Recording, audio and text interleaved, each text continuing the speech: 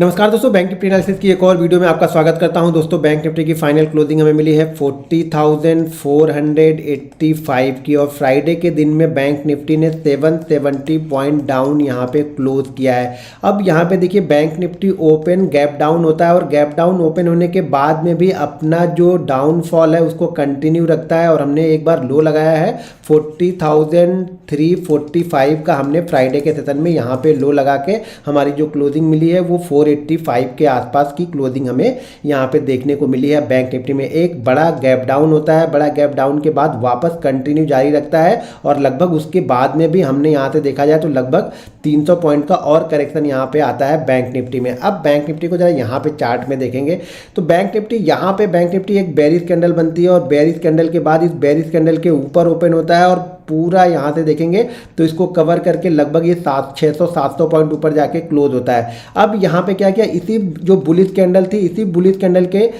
Half में ये gap down open होता है और उसके बाद कंटिन्यू ये बुलिश कैंडल भी और ये जो बेरिश कैंडल बनी है इसको भी आकर के ये कवर कर लेता है। यहाँ पे देखेंगे तो ये जो बेरिश कैंडल का लो है लगभग उसी के आसपास का ये भी यहाँ पे लो लगा के बैंक निफ्टी ने ये क्लोजिंग दी है।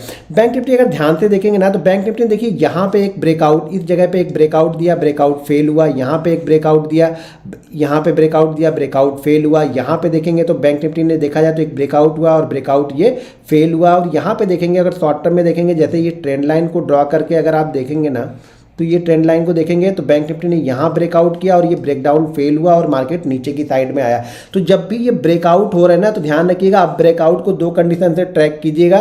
पहली बात तो ब्रेकआउट होने के बाद एक दिन और क्लोज होने दीजिए, 2 दिन देखिए कि 2 दिन यहाँ पे ग्रीन में क्लोज हो ब्रेकआउट के बाद। जब यहाँ पे देखेंगे तो ब्रेकआउट के बाद 2 दिन ये ग्रीन में क्लोज ही नहीं हो रहा है, ये ग्रीन ही कैंडल है क्योंकि हम पिछले दिन की कैंडल से ऊपर क्लोज है तो कैंडल ग्रीन में ही रहती, ग्रीन ही मानेंगे। मतलब इस पॉइंट से हाई पॉइंट पे क्लोज है। कैंडल रेड इसलिए है क्योंकि हम ओपनिंग से नीचे क्लोज हुए इसलिए कैंडल रेड है। तो यहाँ पर हम अगले दिन हम ग्रीन में क्लोज नहीं कर पा रहे, यहाँ पर अगले दिन हमने ग्रीन में क्लोज नहीं किया, यहाँ पर भी हमने अगले दिन ग्रीन में क्लोज नहीं किया और यहाँ पर भी हमने अगले दिन ग्रीन में क्लोज नहीं किया। तो ये ध्यान रखिएगा, ब्रेकआउट, अब ब्रेकआउट, एक ब्रेकआउट ऐसा हमें चाहिए जो कम से कम 2 दिन ग्रीन में क्लोज करे और तीसरे दिन उस हाई के ऊपर भी जाके ट्रेड करे, तभी हम ब्रेकआउट मानेंगे।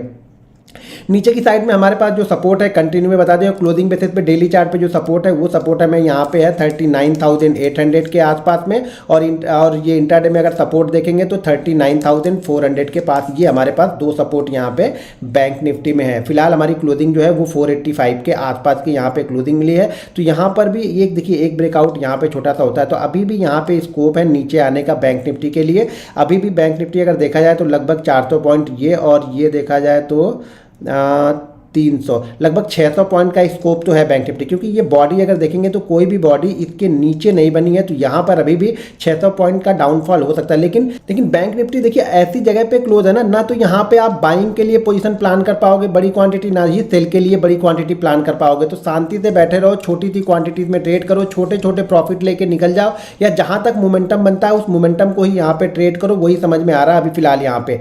कब तक? जब तक ये इस लेवल के नीचे क्लोज नहीं होगा। इस लेवल के नीचे अगर क्लोज करेगा तो फिर एक पैनिक सेलिंग आएगी जो कि एक फास्ट मूवमेंट आपको यहाँ पे दे। 15 मिनट के चार्ट पे देखते हैं कि मंडे को हम बैंक निफ्टी को किस तरीके से ट्रेड कर सकते हैं, क्या हमारे लिए इंपॉर्टेंट लेवल होगा।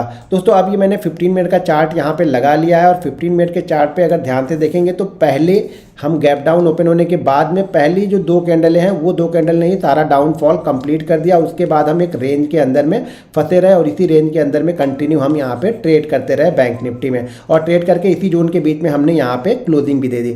सबसे अच्छी चीज़ तो ये है कि मार्केट इसी जोन में ओपन, देखिए कहाँ पे ओपन होता है ये आपके हाथ में, हमारे हाथ में नहीं है। तो ओपनिंग के बाद क्या कंडीशन होगी वो बताऊंगा।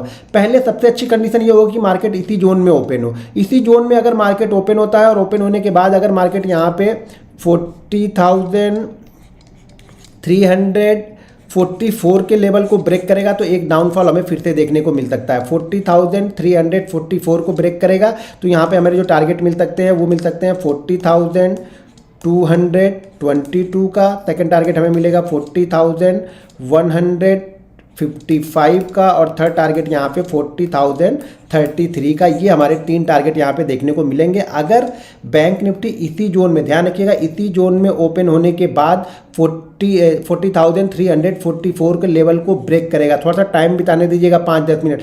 बिना 5-10 मिनट टाइम बिताने के साथ एंट्री मत ले लीजिएगा। जैसे मार्केट ब्रेकडाउन करे शांति से बैठे रहिए, सही ट्रेड मिलेगा तो करेंगे, नहीं तो शांति से बैठे रहिए, ये ध्यान रखिएगा।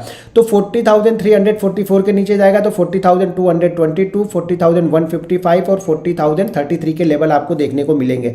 अगर मार्केट इसी लेवल में ना आधे घंटे 1 घंटे टाइम बिता ले, ध्यान रखिएगा, इसी जोन में ओपन हो और इसी जोन में ओपन होने के बाद आधे 1 घंटे, 10-15 मिनट की बात नहीं कर रहा हूँ, आधे 1 घंटे अगर टाइम बिता के मार्केट अगर इस ट्रेंड लाइन को ब्रेक करता है ना, तो हमें एक अच्छी खासी मोमेंटम यहाँ पे देखने को मिल सकता है। ध्यान रखिएगा, इस ट्रेंड लाइन के ऊपर मार्केट अगर निकलता है और यहाँ पे 2-3 मिनट सस्टेन कर जाए ट्रेंड लाइन के ऊपर, पहली कंडीशन क्या है कि पहली कंडीशन कम से कम यहाँ पे आधे 1 घंटे ट्रेड करे, 2-4 मिनट की बात नहीं कर रहा हूँ, आधे 1 घंटे ट्रेड करे, उसके बाद इस ट्रेंड लाइन को ब्रेकआउट दे और ब्रेकआउट के ऊपर यहाँ पे सस्टेन करे। सस्टेन करेगा इसके ऊपर तो हमें जो टारगेट मिल सकते हैं वो मिल सकते हैं 40,655 के, सेकंड टारगेट होगा 40,777 का और थर्ड टारगेट होगा 40,888 का। ये टारगेट आपको देखने को मिल सकते हैं अगर यहाँ पे आधे 1 घंटे टाइम बिताने के बाद ये ब्रेकआउट करता है ट्रेंड लाइन का। तो ये जोन हमारे लिए रजिस्टेंस 850 से लेकर के 950 हमारे लिए रजिस्टेंस एरिया रहेगा। तो यहाँ पे आप नज़र बना के जरूर रखिएगा।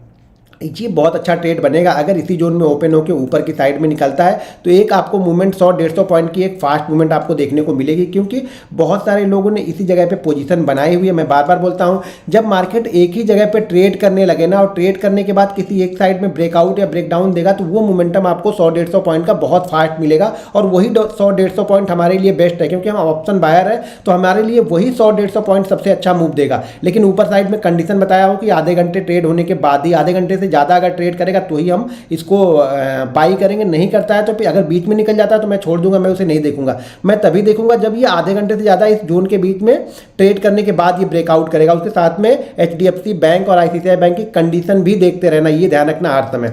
अगर मान लीजिए मार्केट गैप अप ओपन होता है तो ध्यान रखिएगा 800 और 900 मार्केट के लिए रजिस्टेंस का काम करेगा। तो इस जोन के बीच में किस तरह से मार्केट बैंक निफ्टी ट्रेड करता है उसके बाद हम डिसाइड करेंगे कि हमें क्या करना है।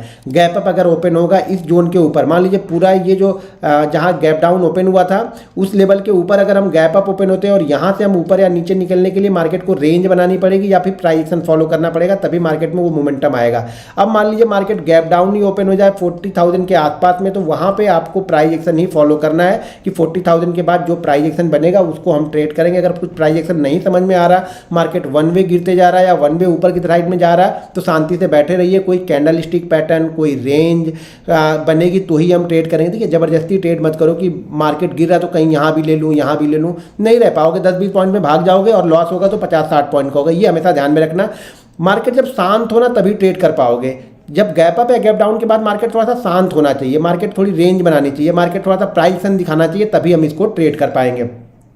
बेस्ट ट्रेड तो मेरे लिए यही नज़र आ रहा है कि यहाँ पे ओपन हो और यहाँ पे ओपन होने के बाद हम जिस साइड, यानी 5-10 मिनट के बाद अगर नीचे की साइड में ब्रेक करते हैं तो नीचे की साइड में हमें 100-150 पॉइंट बहुत आसानी से मिलेंगे और आधे घंटे 45 मिनट ट्रेड होने के बाद ऊपर की साइड में निकलते हैं तो ये भी हमें 150-200 पॉइंट बहुत आसानी से यहाँ पर भी मिलने वाले हैं, क्योंकि यहाँ पर ऑलरेडी बहुत सारी पोजीशन बनी हुई है। तो एक साइड में जिस साइड में निकलेगा उस अपोजिट साइड वाली पोजीशन यहाँ पे कट होने लगेगी तो वो मार्केट को एक बूम देगा और मार्केट 150-200 पॉइंट ऐसे ही निकाल देगा। दोस्तों, अगर वीडियो पसंद आए तो वीडियो को लाइक और शेयर कीजिए और अगर आप भी हमारा लर्निंग ग्रुप ज्वाइन करना चाहते हैं तो वीडियो के डिस्क्रिप्शन में लिंक है, उस लिंक के जरिए जाके आप Zerodha, angel broking, Upstox, Lions blue, fire, ICICI direct में किसी एक के साथ डीमेट अकाउंट ओपन करके आप हमारा लर्निंग ग्रुप ज्वाइन कर सकते हैं। मिलते हैं नेक्स्ट वीडियो में। जय हिंद।